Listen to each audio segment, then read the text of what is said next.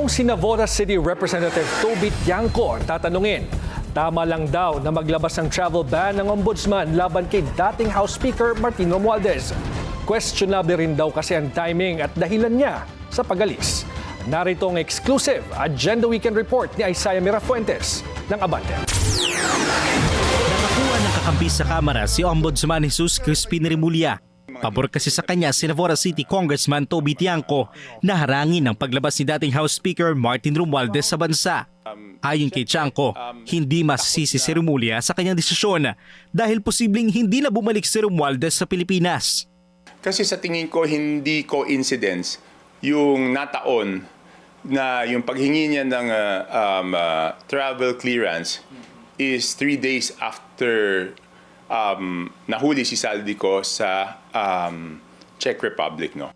Posible raw kasing ramdam na ng dating House Speaker na siya pa rin na makakaladkad sa susumpang salaysay ni Ko pagbalik niya ng bansa.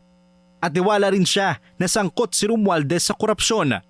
Idiniin pa ng kongresista na pareho sa dahilan ni Romualdez ang palusot ni Ko na aalis ito dahil sa health concerns.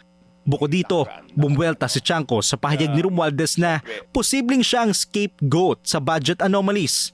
Yung scapegoat, hindi yan yung correct term eh. Because sila ni Saldi, hindi naman sila yung scapegoat. Sila yung tinatawag natin na magiging big fish.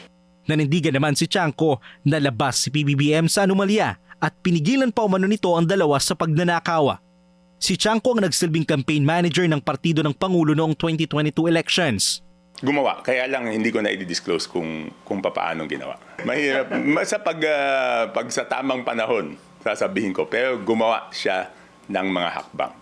Suportado rin ni Tiangco ang pahayag ng ombudsman na hindi sila pwedeng pigilan ni Romualdez sa investigasyon. Ang kaso daw kasi ng lahat ng public officials dumadaan sa kamay ng ahensya. Para sa Agenda Weekend, Isaiah Mirafuentes, Abante.